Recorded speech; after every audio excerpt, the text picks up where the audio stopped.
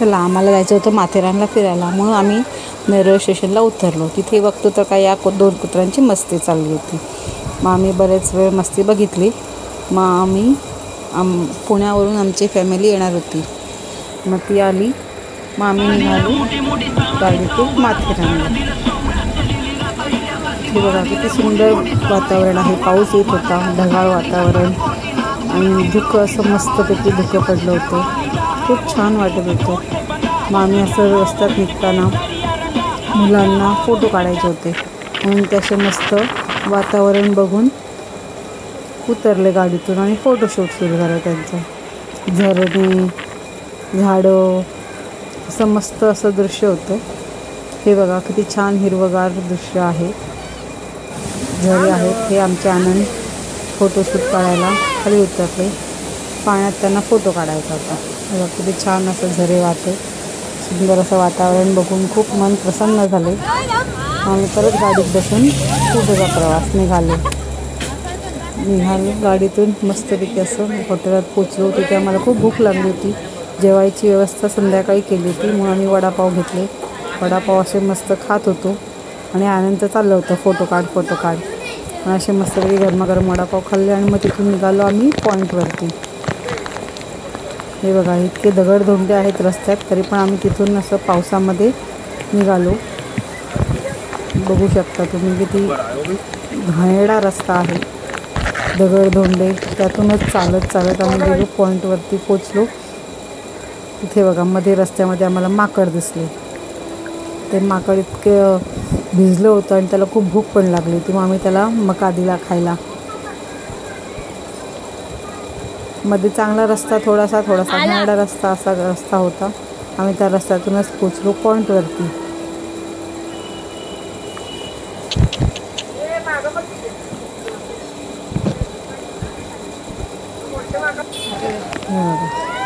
आम्ही इथे पोचलो. इथे इतकं पाणी होतं. तिथे आम्हाला हा आनंद उभा पाण्यात. आम्ही त्याला किती बोललो लांब हो तरी ऐके ना. मग आम्ही मस्तपैकी सगळं फिरून परतीला निघालो हॉटेलवरती. तुम्ही बघू शकता इतकं छान धुकं पडलं होतं. सगळं दृश्य मोबाईलमध्ये यांना काढून ठेवायचं होतं आठवणी. तुम्ही बघू शकता इतकी हिरवगार वातावरण, धुके, छान असं धुकं पडलं.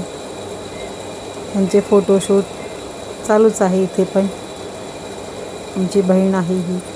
हे बघा इतकं छान. सगळे थकले होते.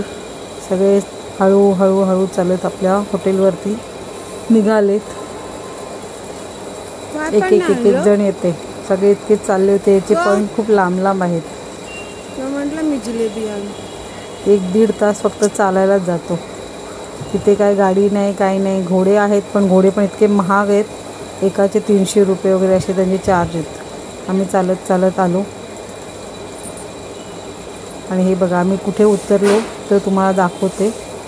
आमचं हॉटेल हा पूर्ण विला आहे मोठा, जिथे आम्ही एक अशी रूम घेतली होती.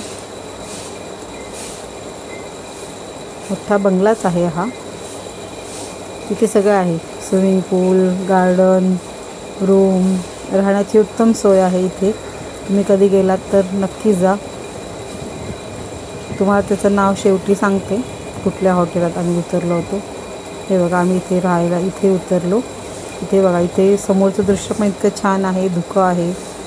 हे बघा इतकं छान आहे इथे. इथे राहण्याची उत्तम सोय आहे. रात्री जेवणाची आहे. आम्ही मस्तपैकी रात्री जेवलो. जेवायला बरेच व्हरायटी होते पण आम्हाला भुर्जी पाव खायची होती म्हणून मुलांनी भुर्जी पाव, चिकन, बिर्याणी, पुलाव, चपाती, भाजी सगळं असतं जेवायला. त्यांनी मुलांना चपाती भाजी खाऊन कंटाळा आला घरी म्हणून त्यांनी भुर्जी पाव मागवला. भुर्जी पाव त्या पॅकेजमध्ये, जेवण पण त्याच पॅकेजमध्ये आहे. मग आम्ही असं मस्त जेवलो, रात्री मुक्काम केला आणि सकाळी परत निघालो आपापल्या घरी. घरी निघताना पण बघा किती जोर पाऊस होता.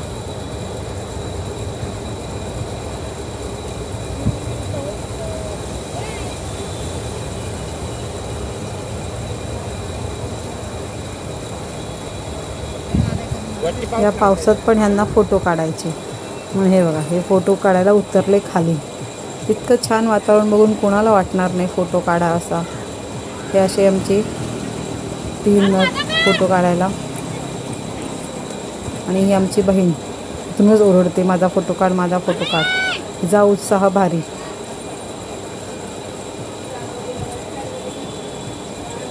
असं करत करत आमची पिकनिक झाली पूर्ण. मग ते लोक पुण्याला गेले आणि आम्ही इकडे आलो मुंबईला.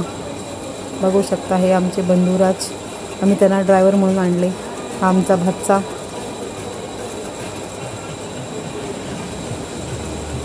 त्याला फक्त ड्रायव्हर